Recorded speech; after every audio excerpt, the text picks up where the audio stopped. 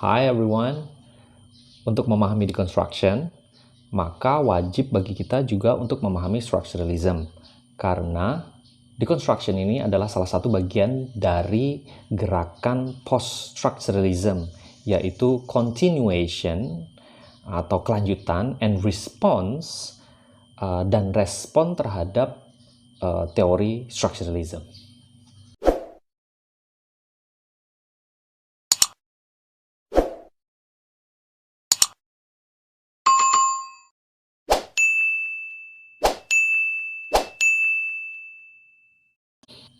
Hai, seperti diketahui bahwa untuk memahami deconstruction, maka kita perlu menilik kembali apa itu structuralism, karena hubungan mereka sangat dekat antara deconstruction dan structuralism. Oleh sebab itu, kita akan mulai dari review mengenai structuralism. Nah, kita lihat konsep dasar, kita ulang lagi konsep dasar dari structuralism. Structuralism itu argues that words merely act as symbols representing society's ideas.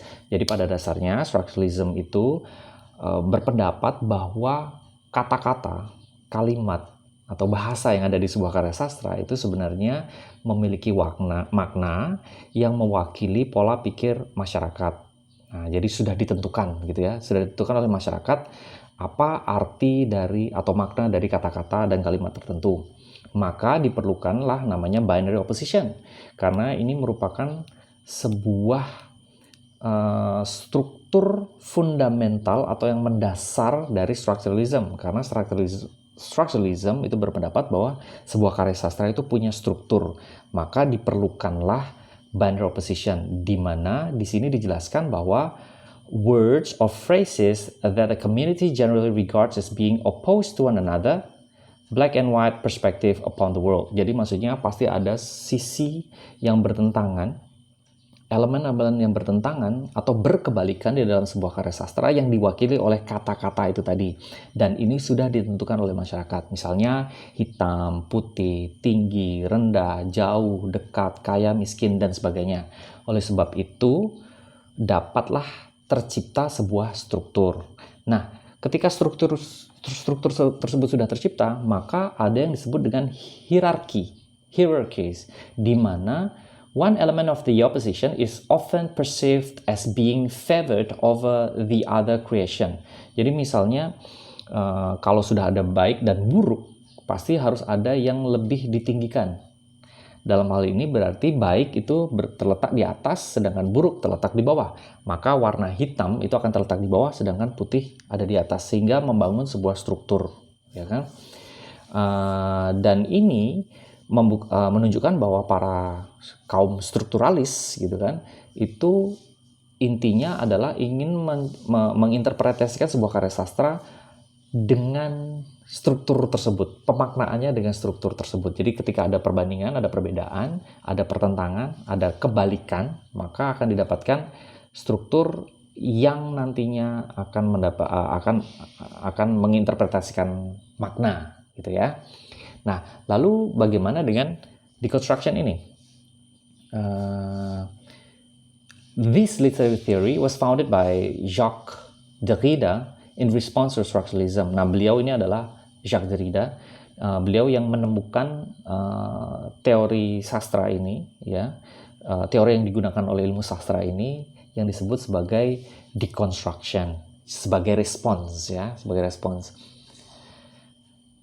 Responnya seperti apa? Nah, jadi sama-sama berfokus pada struktur. Perbedaannya adalah kalau deconstruction ini challenges structuralist assumptions that a text meaning can be discovered through an examination of its structural codes. Jadi pada dasarnya deconstruction itu mempertanyakan asumsi dari para strukturalis bahwa makna itu dapat ditemukan dari struktur yang ada dalam sebuah karya sastra, gitu kan.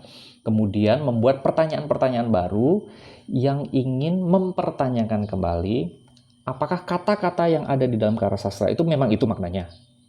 Nah, misalnya apakah hitam yang dimaksud adalah hal yang buruk, gitu kan? Apakah putih itu berarti hal yang baik? Makanya akan dipertanyakan kembali dengan cara menginterpretasikannya kembali di dalam karya sastra itu. Ya, mencari bukti-bukti lain yang menunjukkan bahwa ini sangat bisa dipertanyakan. Sehingga akhirnya deconstruction declares that a text has an almost infinite number of possible interpretations. Hitam akan bisa diartikan dengan beragam makna.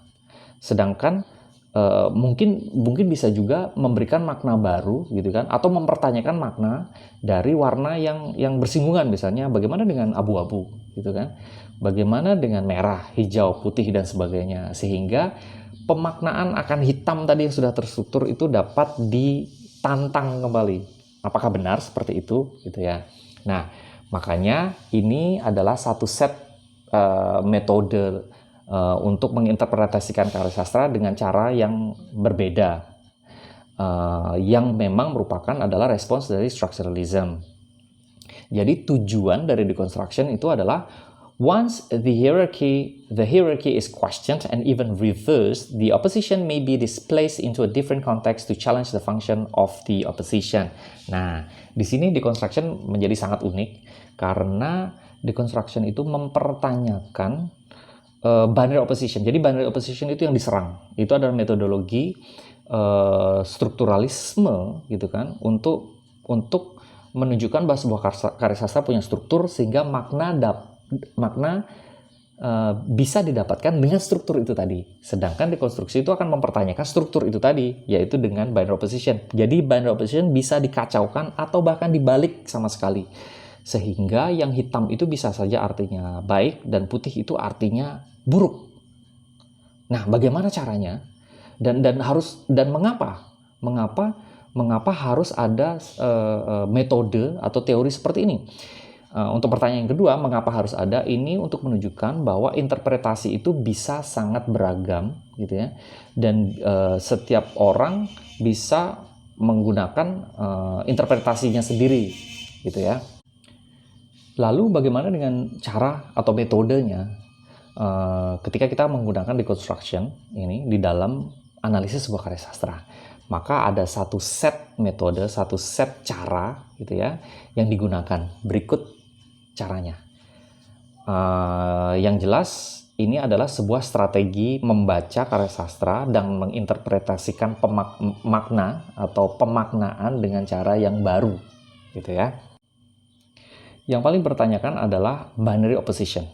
Karena binary opposition itu adalah something which governs a text according to the structuralism. Jadi binary opposition itu adalah struktur gitu ya, struktur yang digunakan oleh strukturalisme untuk menunjukkan bahwa sebuah karya sastra itu punya makna yang didasarkan oleh struktur itu tadi. Nah, caranya adalah pertama dengan comment on values, concepts, ideas beyond the binaries. Nah, saya akan ambil contoh.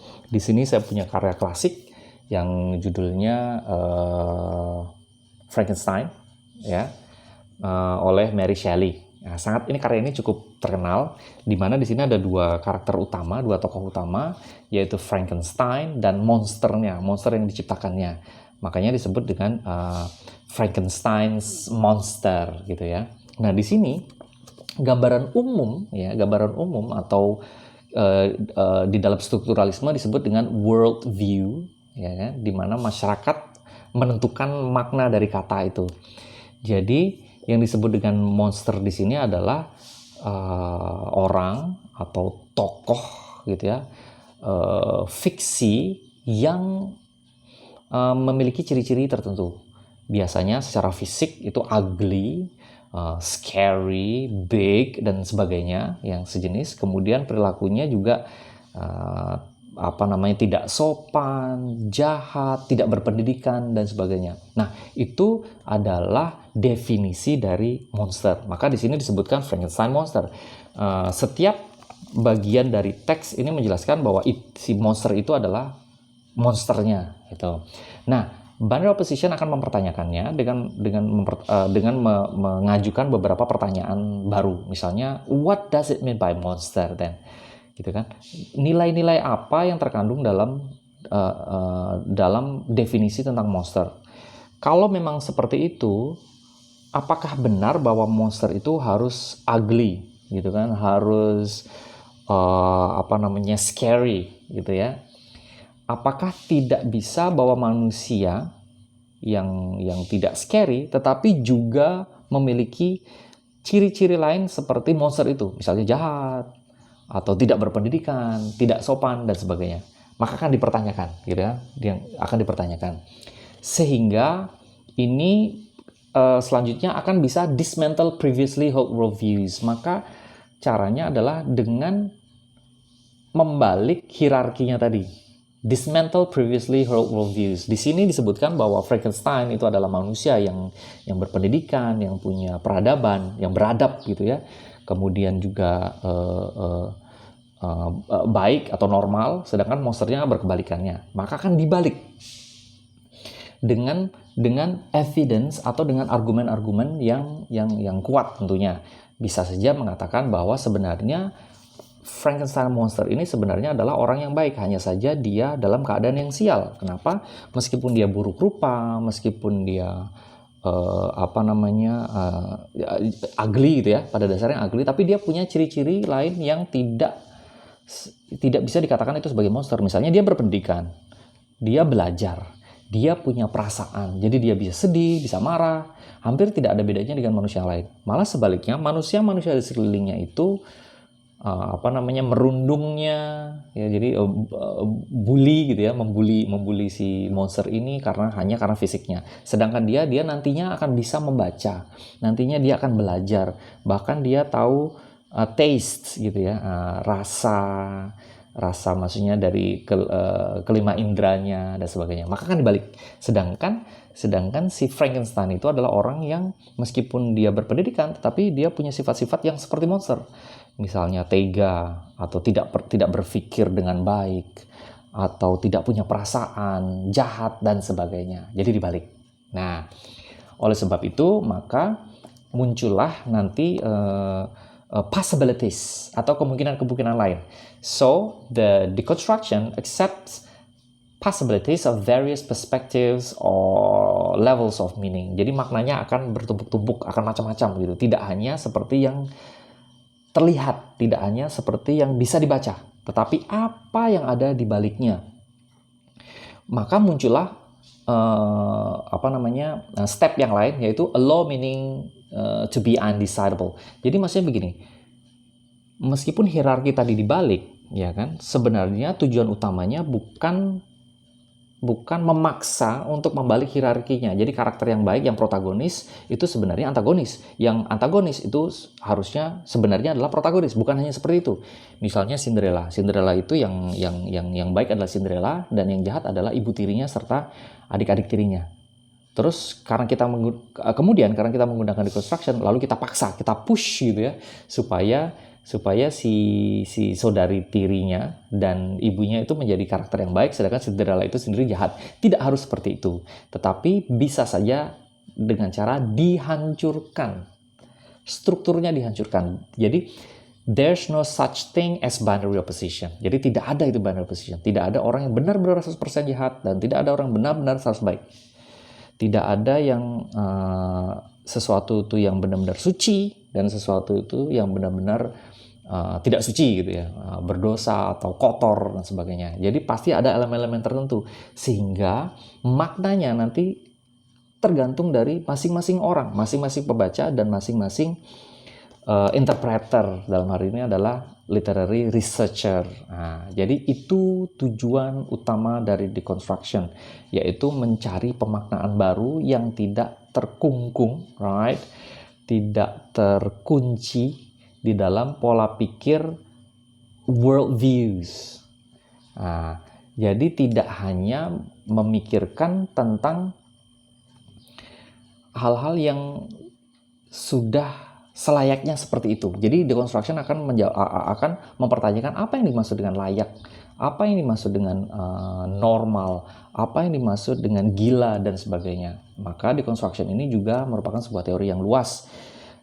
Hanya salah satu dari teori dalam gerakan post-structuralism yang mempertanyakan pola pikir yang sudah saklek atau sudah pakem atau sudah fixed itu tadi gitu ya oleh masyarakat. Maka pemikiran masyarakat akan dipertanyakan lagi, dipertentangkan, kemudian akan dicapailah makna baru.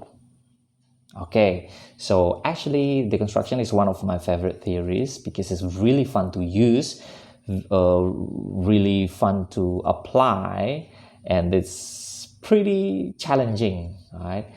It means it's not simply about how to force our perspective, but it's about how to do or to apply the critical thinking.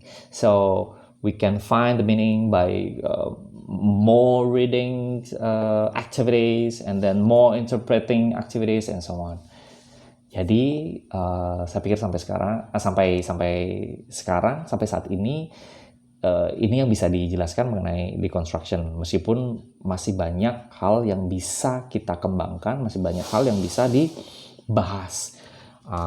Maka dari itu saran, pertanyaan akan sangat dibutuhkan di channel YouTube ini untuk lebih berkembang dan untuk bisa lebih memberikan banyak hal yang berguna bagi teman-teman sekalian. Okay, so thank you very much for watching. Kita ketemu di lain kesempatan. Bye everybody.